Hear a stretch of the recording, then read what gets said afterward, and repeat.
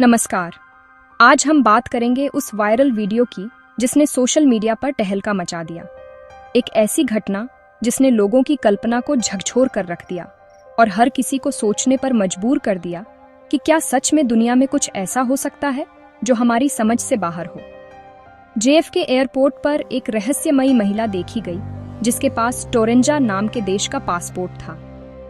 यह नाम सुनते ही हर कोई चौंक गया क्योंकि किसी ने भी पहले इस देश के बारे में नहीं सुना था। वीडियो में दावा किया गया कि यह महिला टोक्यो से न्यूयॉर्क आई थी और जब इमिग्रेशन अधिकारियों ने उसका पासपोर्ट देखा तो वे हैरान रह गए क्योंकि टोरेंजा नाम का कोई देश दुनिया के नक्शे पर नहीं है। अधिकारियों ने कई बार दस्तावेजों की जांच की लेकिन उन्हें कोई सुराग नहीं मिला। इस वीडियो ने इंटरनेट पर बहस छेड़ दी। क्या यह महिला किसी दूसरी दुनिया से आई थी? क्या यह समय यात्रा या किसी गुप्त प्रयोग का हिस्सा थी? सोशल मीडिया पर लोग तरह तरह की थ्योरीज देने लगे और कुछ ने तो इसे विज्ञान और फिक्शन का मिलाजुला करार दे दिया। वायरल पोस्ट्स में कहा गया कि महिला ने बताया उसका देश कॉकेशस क्षेत्र में है और पूछताछ के बाद वह रहस्यमयी तरीके से गायब हो गई। कुछ लोगों का मानना है कि वह अचानक हवा में गायब हो गई, जबकि कुछ का कहना है कि उसे अधिकारियों ने चुपचाप कहीं भेज दिया। लेकिन क्या वाकई ऐसा कुछ हुआ था? क्या अमेरिकी अथॉरिटी ने इस पर कोई बयान दिया या यह सिर्फ इंटरनेट की एक और अफवाह थी जिसने सबको भ्रमित कर दिया? आज हम इस वायरल कहानी की परतें खोलेंगे, तथ्यों की जांच करेंगे और जानेंगे कि टोरेंजा की सच्चाई क्या है। क्या यह एक साजिश थी या फिर कोई मजाक? चलिए शुरुआत करते हैं इस रहस्य की पड़ताल से और जानते हैं कि आखिर सच क्या है।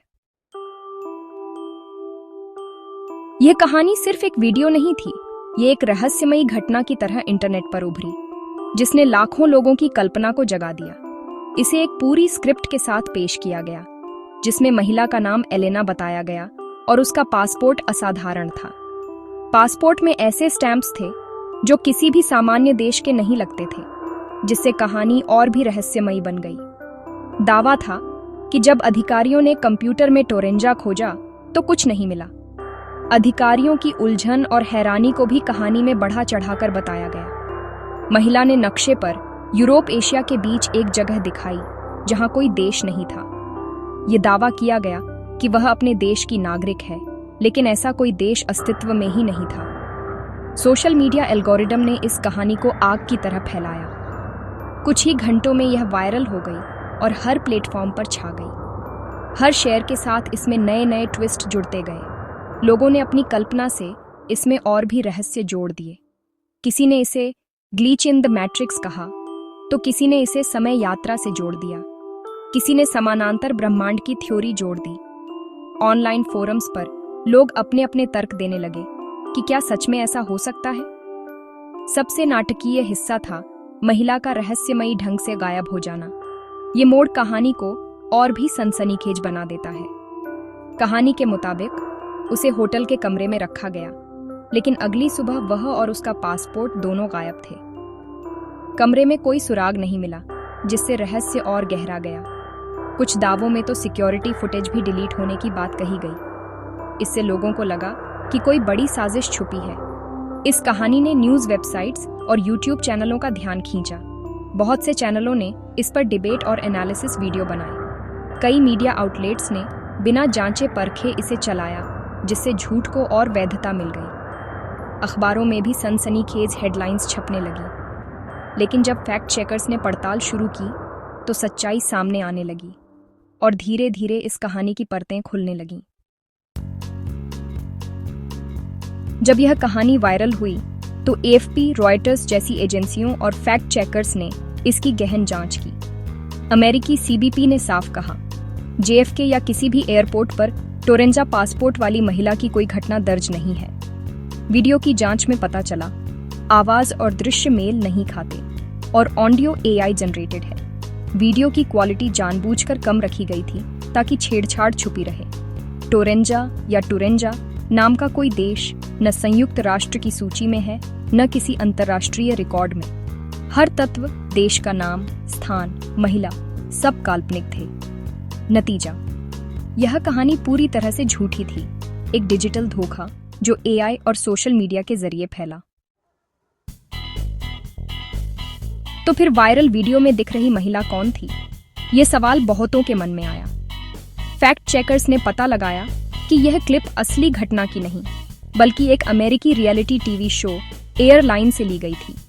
यह शो 2000 के दशक में काफी लोकप्रिय था और इसमें एयरपोर्ट पर होने वाली विभिन्न घटनाओं को दिखाया जाता था। शो के उस एपिसोड में महिला बाल्टीमोर से लॉस एंजल्स जा रही थी, अंग्रेजी नहीं बोल सकती थी और एयरपोर्ट पर अपने परिवार को ढूंढ रही थी। यह एक भावुक कहानी थी जो दर्शकों को बहुत पसंद आई थी। वह घबराई हुई थी, लेकिन असल में यह एक मानवीय स्थिति थी। आखिरकार उसका भतीजा उसे लेने आ गया।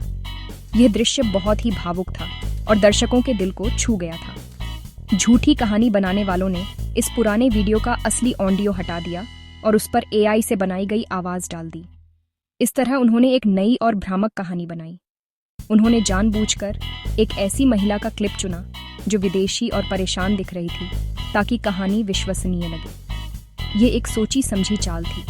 लगभग 2 दशक पुराने शो की वजह से बहुत कम लोगों को असली क्लिप याद थी, इसलिए यह झूठी कहानी आसानी से फैल गई। यह दिखाता है कि कैसे पुराने असंबंधित वीडियो को नए संदर्भ में पेश कर गलत सूचना फैलाई जा सकती है।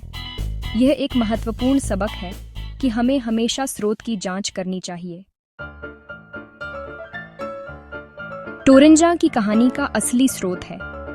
टॉरेट से आया आदमी की पुरानी शहरी किंवदंती। 1954 में एक आदमी टोक्यो एयरपोर्ट पर उतरा। उसके पास टॉरेट नाम के देश का पासपोर्ट था, जो नक्शे पर नहीं था। उसने दावा किया कि उसका देश फ्रांस और स्पेन के बीच है, और जब अधिकारियों ने नक्शा दिखाया तो वहां अंडोरा था। कहानी के मुताबिक उसे होटल में ठहराया गया, लेकिन अगली सुबह वह और उसका सामान रहस्यमयी तरीके से गायब हो गए। इस कथा को अक्सर समानांतर ब्रह्मांड या समय यात्रा के सबूत के तौर पर पेश किया जाता है। टोरेंजा की कहानी बस इसी पुरानी किंवदंती का नया एआई जनरेटेड रूप है। मूल कहानी में बस किरदार और जगह बदली गई। यह दिखाता है कि कैसे पुरानी कहानियां तकनीक के साथ बार बार नए रूप में सामने आती हैं। टॉरेट की किंवदंती के पीछे असल में एक सच्चा मामला था, जॉन एलन कूचर जेग्रस का। 1959 में जेग्रस को जापान में गिरफ्तार किया गया। उसने खुद को नेगुसिया नाम के काल्पनिक देश का नागरिक बताया और नकली पासपोर्ट बनाया था। उसने इस फर्जी पहचान से कई देशों में धोखाधड़ी की थी। जापान में उसने जाली चेकों से पैसे निकालने की कोशिश की, पकड़ा गया और 1 साल की जेल हुई। अदालत में उसने कई झूठे दावे किए, लेकिन कोई भी सच नहीं निकला। उसकी रिहाई के बाद उसे जापान से निकाल दिया गया। कोई रहस्यमयी गायब होना नहीं हुआ। असली मामला एक जालसाज का था, जिसे समय के साथ अलौकिक किंवदंती में बदल दिया गया। टोरेंजा की घटना सिर्फ एक झूठी खबर नहीं, बल्कि एआई के जरिए फैलती गलत सूचना का खतरनाक उदाहरण है। आज एआई टूल्स से कोई भी आसानी से नकली वीडियो, ऑडियो और तस्वीरें बना सकता है। टोरेंजा वीडियो में भी एआई जनरेटेड ऑडियो था।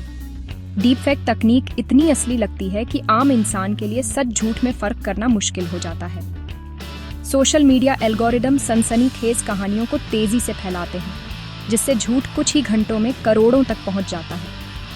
सच बताने वाले फैक्ट चेक को उतनी जल्दी वायरलिटी नहीं मिलती। इस चुनौती से निपटने के लिए टेक कंपनियों को एआई जनरेटेड कंटेंट पहचानने के टूल्स बनाने होंगे। साथ ही हमें भी हर सनसनीखेज खबर पर संदेह करना और उसकी जांच करना सीखना होगा। टोरेंजा जैसी घटनाएं हमें मीडिया साक्षरता का महत्व सिखाती हैं। हमें सीखना होगा कि कौन सी सूचना विश्वसनीय है और कौन सी नहीं। हर वायरल वीडियो या पोस्ट सच नहीं होती। चौंकाने वाली खबरें मिलने पर तुरंत विश्वास न करें।